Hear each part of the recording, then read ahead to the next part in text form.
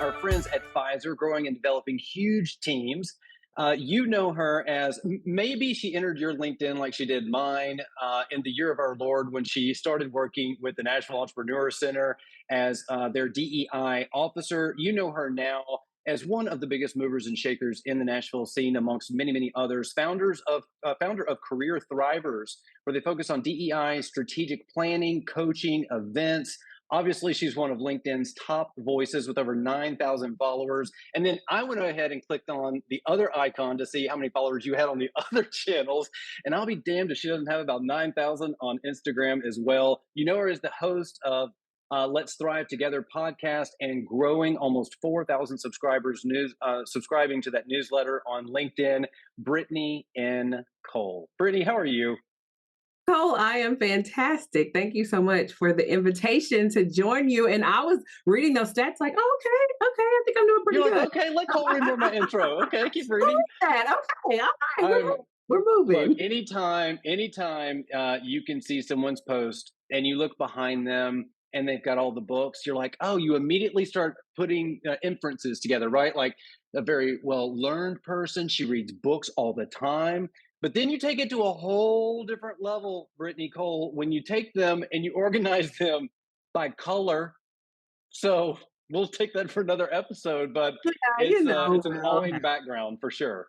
thank you. It was a little pandemic project that I thought would take a day. It took a week, but now I have memorized all of the colored binders in our collection. So it's Oh, all that is so funny. So, thank you so much for being our first guest here on Cole Evans podcast. Again, thank you very much. We want to educate our audience, Brittany, on whether you're just getting started, you're right out of school, maybe you're not even finished with school yet, or maybe you're a little longer in the tooth, as they like to say, and you're at a company you've been at for a long time. Maybe you're thinking about transitioning. Maybe you're about to be an empty nester and you want to start making money online. Everyone in between. There's no magic person, right? It's wherever you are in your life right now. I want us to have a conversation about this thing we call marketing, this thing we call storytelling, and how some of it can be a waste of time and energy, and how some can really pay dividends for businesses. And so let's just dive right into it. Let's talk about you put out a what some would call a ridiculous amount of content. It's a Mm, lot of content, but the good thing is, what I find, and we'll pick on LinkedIn for a little bit. Okay, um, here's what I know is I think today's LinkedIn channel is a lot like the old media channels. People that were early on, and you claimed and you staked really solid equity on those channels. And then more people come on and they get a little bit noisier. And so the brands that were always there always have a little bit of brand equity in our brains, if you will. But you have to come on as a new person in this example I'm setting. You have to come on the scene, if you will, really strong to even be noticed, much less to stand out, much less to become a top voice. Tell our audience a little bit about one of the big questions I wrote on here is if we kind of go back 8 years, okay? And that's if I'm doing rough math. This is you're getting out of Pfizer, you're kind of changing a chapter, right? Tell us a little bit about what you're following and what your mentality was around content then as compared to the engine that is today. Yeah, that is such a great question. And I might fine tune the number just a little bit. So, 8 years ago, I probably was not thinking about content on social Sure. media at all. I was working inside Pfizer and had started a side hustle. I was actually doing image consulting. Like a lot of people don't know that part of my story, but Career Thrivers was first Style by Brit. So I was working with women, helping them elevate their look so that they could elevate in their leadership and whatever they wanted to do as an entrepreneur or corporate leader. And I've always loved fashion. I loved that work. It was a blast, but I was just doing it with the women that I was working with. So there wasn't like I wasn't a big blogger, like none of that was happening. Well, 2019 rolled around, and long story short, made the decision to take the leap and to leave an almost 12-year career in sales and marketing. And I just knew that, like, I'm in an N of one. I've had this marketing machine behind me in the brand equity that is Pfizer. Of course, everyone knows that company name now. I used to have to say when people ask you that inevitable question of what do you do, I'd say, I work for Pfizer. Insert title or whatever role at the time. And I'd see their eyes kind of glaze over, and then I'd say the company that makes Viagra. And everyone like, oh yeah, yeah, yeah. Well, now of course, everyone knows Pfizer because of the vaccine. But I actually was a marketer at Pfizer. So, and I led digital marketing, was responsible for about a $25 million budget. And it was in that role, my most favorite of my career there, that I really learned business because I have a core belief that marketing is the core of business. And so if you really want to build your business acumen, go be a marketer for a year or two. And I'll often say Right. that marketing is like dog years because you don't have to spend a lot of time there to learn a lot because everything moves so fast. So when I left Pfizer, I knew if I'm going to not just rebrand this business, but if this business is going to replace my six-figure corporate salary and benefits and all the things, then I got to be out here on social media. And I picked LinkedIn as my first platform and just started recording video. Understood the power of video. I used to have a series called the Millennial Minute because originally I focused a lot on generational diversity, and it's just kind of grown from there. That is so cool, and I love a good alliteration all day long. Let's talk about allocation of time. Okay, so I think aside from business owners I speak with, but I think if we paint a broad brush, people are like, "There's no way I can, do the things that I see in my feed. It's there's no way I don't have enough time, right?" Let's talk about time allocation and how you block out the time, create the time, prioritize the time. Tell us a little bit about how it works for you. Yeah. So what's going through my mind right now is a saying from a mentor of mine, Marshawn Evans Daniels. She often says that every struggle is the sign of a missing system. So when I think about my journey with content, a lot of my struggle used to be about time. Well, I don't have the time. I don't feel inspired today or this week, so I don't post anything. And then next week I'm fired up because of whatever, and I'm posting every day. So there's inconsistency there in what to expect from me. So last year we made a pretty big investment at Career Thrivers to partner with a podcast production team and batched 21 episodes of a show in 2.5 days. And so Wow. today, a lot of the content that people see on my feed, it's stuff that we recorded last September, October. I think September is when we recorded that You did 21 episodes in 2 days? 2.5 days. Yep. Like Yep. change clothes, the whole thing? The whole Oh, thing had an that's audience. Like we pulled an event around it to make it feel like a talk show. And it was a lot of fun. I had a blast doing it. It was wild. It was I wild, bet but looking it's back, a you're very podcast. happy that you batched it, huh? Oh, so happy. And the team at Epic Network, formerly Insta Podcast, Jessica is the founder of that company. They're incredible. So literally, right, to just give you a little insider insight in terms of what that process, what that system looks like. Every Monday, that team sends us an email of the content for the week based on that episode. And so there are YouTube shorts in there are reels in there are guest reels in there that can go to the guests. There's a YouTube, the actual episode is in there. So that system has made my consistency, not only as a founder, as a content creator, thought leader, keynote speaker, it's made it so much more seamless because we Sure. put in investment to build a system that has been working and that we plan to continue. And we mapped it out. So two of those sessions per year. This sounds wild to even say, but doing that twice a year gets us a year's worth of content. So tell me, I mean, that's crazy, and I say crazy because I don't. My behavioral style, it's not as efficient as that.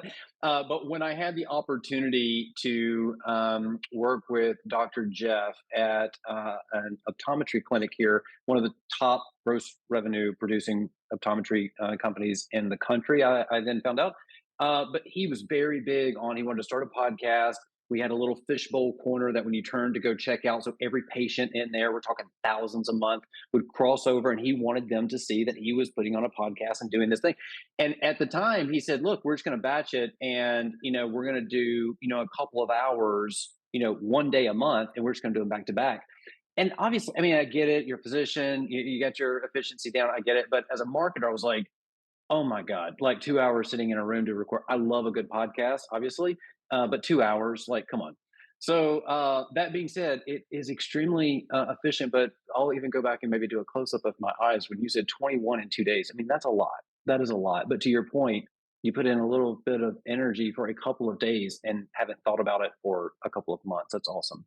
Yeah, and of course, you still get those spurts of energy or like around a certain topic or like things that pop up in the news. So I still pop in and record video and Oh do yeah, things sure. video today, but I don't have that weight of like, have we posted something? Do we have content? Because I know for sure that weekly content, is there and it's done, and then anything else is additional. That's awesome. So tell me, preferred channel. So, and when I say preferred channel, it's kind of a double question, right? So I really want to know the output. So video, written word, video. I think you've already said video, audio. And then what channel do you find that layering that on is kind of your secret sauce? Yeah, so I'm a firm believer in knowing your strengths and sticking in with them and in them. So Right. my divine deposit is teaching and speaking. I love it. That's the thing I would do for free, et cetera, all the things. So for me, video makes a lot of sense. So uh, again, kind of going back to this podcast example, the long form of a video podcast conversation, et cetera, then lends itself well to be able to chop up and create shorter form to say, hey, there's something that I wanted to add that maybe I didn't say in the episode. Let's write a blog about it, or a newsletter article. So video newsletters are probably my top two favorites. I could be better about consistently sharing via email, but it's like, hey, follow along on our social channels. That stuff is always updated. And then as far as actual social media channels, hands down, LinkedIn is my favorite platform Why for is many, that? for many reasons. Yeah. Okay. Well, I think that you get more bang for your buck, right? The return on investment is better. The algorithm is such that your content lasts longer and goes farther on Instagram. Also, just because of the nature of my business, I have a B2B company. My buyer is more than likely on LinkedIn. And so, as an entrepreneur, it just makes sense for me to focus on that channel. So it's my favorite one to connect. I've closed a lot of deals through LinkedIn. So it's like, hey, it's Sure. this here. If I've got to pick a place to hang out, it's there. And then I love So Instagram would be my second. So I have to interrupt Brittany and ask. So you brought up closing business. Let's talk a little bit about what I have here is the leverage of content. So I think few and far between times do we get as marketers the credit for, I'll make fun of my on-air sign that we joked about. But if someone contacted me and said, "Hey, saw your podcast. I saw your on-air sign," something that alluded to the thing that brought them in. Tell our Mhm. audience a little bit about what feedback you get aside from getting feedback on the channel. That's where you're cultivating business. But tell our audience a little bit about when your prospects or new communications are referencing content that you put out. I'm so glad that you asked this question because it happens often, and it always throws me off a little bit because people will make comments like, "Oh, I see you everywhere. I love your LinkedIn videos," and I'm like, "I don't know that I've ever seen you engage." I'm like, I don't even know Yeah. that you saw my stuff, right? But Right. they see it and Right. they watch it, and so that has been interesting to me, especially because all of our work right now from a marketing standpoint has been organic. Like we haven't even really, in my mind, like poured fuel on the fire with advertising. So we don't Right. run any ads. Like I'm not intentionally ensuring that you see me all the time. So that's why I say like you get more bang on your book over there because when I record a video and post it over there, like sometimes it'll be 2 weeks after the content has been posted. Hmm. I'll see people that are commenting on it. So being able to like walk into a discovery meeting at a Fortune 500 company and you're sitting down with an executive and they're like, I really love your LinkedIn videos. I always have to kind of gather myself internally, like, oh, it's just that reminder, like, Right. you're Oh, you watching didn't your like it? isn't that why you post, you know? You didn't give me an insightful or a Oh, heart? it throws me, right? It always kind of throws me just a little bit. I'm like, oh, okay, great, Right. But yeah, that definitely happens. So that's awesome. Let's talk about engage. So you've got organic kind of drop in when Brittany has time or something's happening in the moment that's trending or getting your attention. You're jumping in and posting. You've got some things kind of on schedule that you batched in that are real pieces of you, which I think are extremely important. So many businesses I have found in my experience, even if they're selling their own self, if they're selling a service that really they're the brand of, or if they're selling a widget. I mean, honestly, and everyone in between, they get so focused. I have this conversation many times a week. They get so focused on the sale that, we used to call it commission breath. You show up and it's like you're so trying to sell something, like, shut up. No one wants to hear what you're trying to sell. So tell me a little bit about engaging and your time, right? So, not to put you on the spot, and if you don't want to answer this, that's cool. Some people have a core go-to person that they know. Anything over this line, text me and I'm going to jump in there to comment on. But you get my brand voice. You know what we're really trying to do here and point people here and there. Some people have that person, and I love that and I respect that, and I think it's great. Not saying whether you do or don't. Tell me about time allocation for engaging with other people's channels that have nothing to do with Brittany and her community, and those that are in it. Yeah, so I'll say, Cole, I don't have that person yet. So when I'm commenting, it is actually me, but so I think a little bit of this has to do with the type of business that I own. So I own a learning and development company, right? So a lot of it is based on frameworks around thinking, working, productivity, focus, inclusion, and retention of talent. And because of that, it's important for me as the founder to be on top of those industries, workforce development, leadership development. So I allocate as part of, in my mind, the work to make me a better leader and a better business owner in the space, time to engage with people's content that I admire in that area, right? So Dr. Janice Kasam-Masari is someone that comes to mind for me who has a huge following on LinkedIn. She's also a friend of mine. She's been on the podcast. When I see her content, when I'm scrolling my feed, I stop and I read it and I engage. I'm learning something, right? So for me, it's a part of my own growth and development as an entrepreneur. Time wise, I don't necessarily, I wouldn't say that I have it down to a science, but I probably, and different seasons of business are different, but I would probably say I probably spend at least probably 30 minutes a day engaging in other people's content.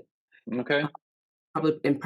Primarily on LinkedIn, a little bit on Instagram. I think Instagram, and I don't know, I'd be curious about your thoughts on this. I feel like Instagram, you can get stuck in the scroll, like literally just scrolling and you look up and 40 minutes have gone by. I don't know, for some reason, and I don't know if it's just LinkedIn, I feel more like I am scrolling more productively on LinkedIn. So I'm like learning something, but then I find myself not being on as long, right? So it's like the whole, post don't scroll for your own efficiency, but it's like I'm learning something over here. It's making Yeah, me no, so 100%, I'm gonna 100%. engage and then I'm gonna get off.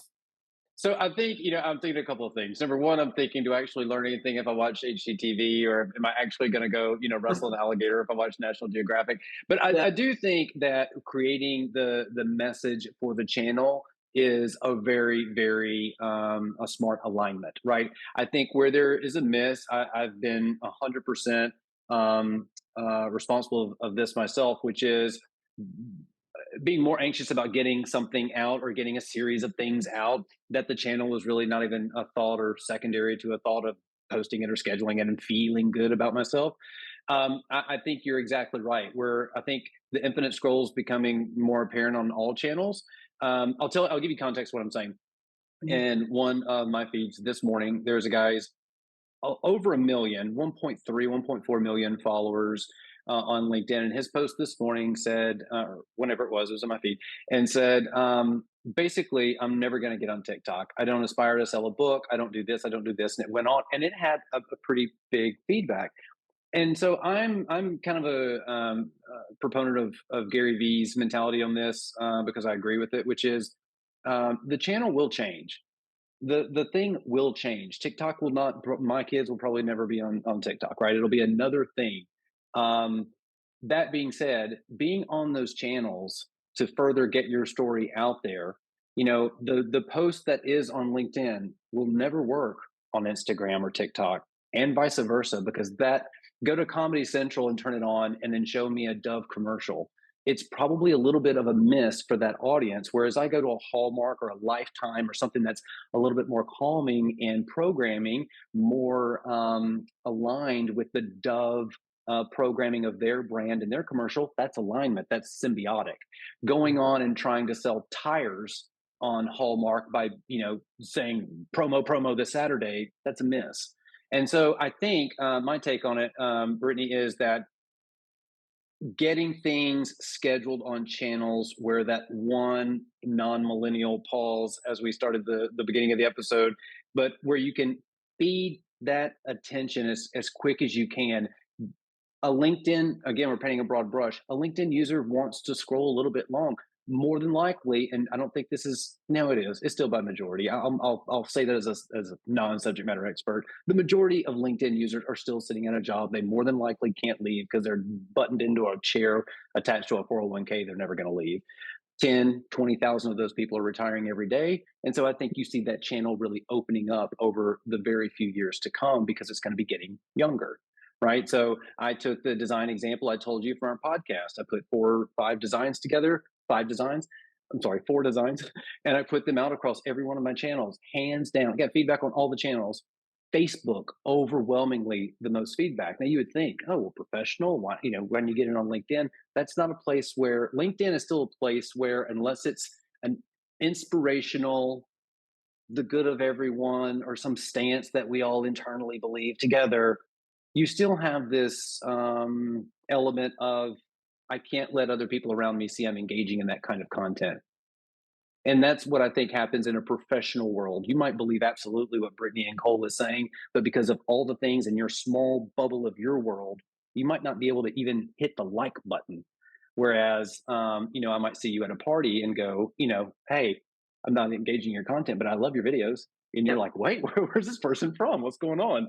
All right, you have been awesome. I did a lot of talking, but No, uh, no, I think you're right, Cole. The only thing that I would add to that is I've had to adjust my perspective and approach to the fact that there are people on either platform. So like for me, Instagram versus LinkedIn. I used to take a lot of time and attention to your point, fit the content for the audience. So I may post the same visual or the same video on Instagram and then completely change the caption to sound more professional on LinkedIn, right? sure. Some on LinkedIn. And one of the things that I've noticed is that, and I think that phenomena that you were talking about the audience getting younger, I think it's already happening. And I don't know if I would attribute it to generation or just the fact that like people are just craving authenticity in every space, especially in the workplace.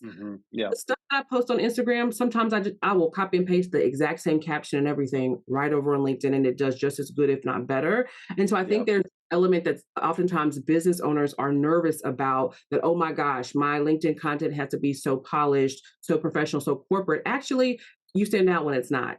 Some of my best hmm videos over there are like me walking through my house with like not a blazer on, like just regular clothes, just talking to people as people, right? And people respond to that and they appreciate that. Now, I do get the occasional DM, which usually signals to me that like you didn't feel like you could say that Yeah, in my comments because of where you work, right? That that's happens. right. I do think from an engagement standpoint, sometimes it's great to stand out in that way, to not be as polished and just to say, hey, whether I sell cookies or consulting, I need to be showing up on LinkedIn because there are people here that are buying. That's exactly right. And as soon as you said that, I was immediately thinking of the story I've told too many times, which is when I started my first podcast. I had this office in Edge Hill Village, and we had a tin roof, and so when it rained, it was so Mm. freaking loud. And of course, I had podcasts scheduled, so I would take the cushions from the couch and I would build like a dome, and so I could get into like the studio setting. And so my point of telling you that is, at that time, and I do believe it was just like a couple of years where I spent a ridiculous amount of time, like way too much time and some cash, making sure that that edit was the most, like I could sleep at night because that edit was so good. And then I'll be damned if like a year later it was like the barrier to entry was, I better hear a car in the background or some Yep. coffee cups. Like I want to hear that it's in the reel. And to your point, that is very true. It's very true. While it might take more energy or relationships or money in some cases, it is easier to put out graphic output. That's easier. What's not easier is having a conversation that brings value that doesn't schlep your product, right? And so, to your point, finding the channels that work on there are absolutely vital. So, lastly, Miss Cole, tell me this: whether you're just starting out, well, you keep talking as long as you want, but give me some tactical advice to those that are you have a huge audience. People are gonna listen to this and go, okay, Brittany's been talking about career thrivers all this time. She's talking about some great stuff. Now she's talking about marketing and content. What is she saying? What are those little tidbits that maybe 2 or 3 people can take away and put into action, like that day they listen to the podcast and you're like, yes, they're going to have a nice foundation? What would that be? Yeah, I would say think about your content like the episodes in a show. right? So from a few perspectives, one, I don't need to get everything in one episode, right? But two, people usually remember the overarching story of a show, not the minute by minute specifics of an episode. Right. So that second point hopefully releases people from, if you're wired like me, the over analyzing, maybe even having a little bit of, you know, being a recovering or relapsing, sometimes perfectionist, to say it does not have to be perfect for me to put it out. I don't have to have the best microphone and the best laptop and the best camera to start the Right. podcast. A That's phone, right. a $1,200 phone with a great mic and great camera. That's all I need to start this, right? That's And exactly right. because you need, if you are building an audience, right? There are three ways to build an audience. You can buy it, you can build it, or you can borrow it. And if you're building it organically, then it's going to take volume, right? Volume of content for you to build the audience. So get started is the bottom line, right? Get started, keep going. Know that the progress that you're looking for is in the practice of continuing. It's not in the Yeah. analysis paralysis. It's not in the let me read every blog and listen to every podcast of what I should be doing. It is in the action taking that you refine and you optimize. And then you'll look up and you're like, wow, I may not think this is good, but if I go back and look at the videos 3 oh, this is stellar, right? And it That's just comes exactly right. practice. So put your content out. That's what I'd say. That's a great tip. And when I first started in radio, I learned about this term called flighting, and it was, in my mind, this is how I explained it to the prospects or clients. Anyway, it's exactly, like you would think of plane. They come in and they take off, and they come in and they take off, and they come in and they take off. But in this example, in my brain, they never land.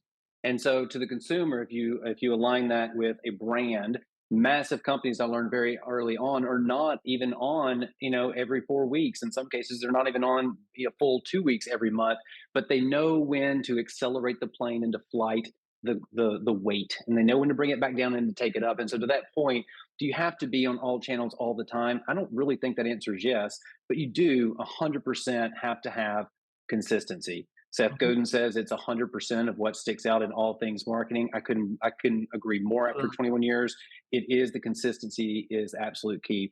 Brittany Cole, you have been absolutely awesome. If you are not following Brittany, make sure to click one of the links below in however you're consuming this, where all the text is. That's where the links are going to be. Click on those links. Make sure that you are following her growing podcast, Let's Thrive Together, and newsletter. I signed up for that today. And no longer known as Style by Brit, even though I will refer to you in that in some engaging way in the future. She absolutely loves videos as far as content. And obviously, when it comes to audience building, she is building hers and not buying or borrowing. So, Brittany Cole, thank you so much for your time.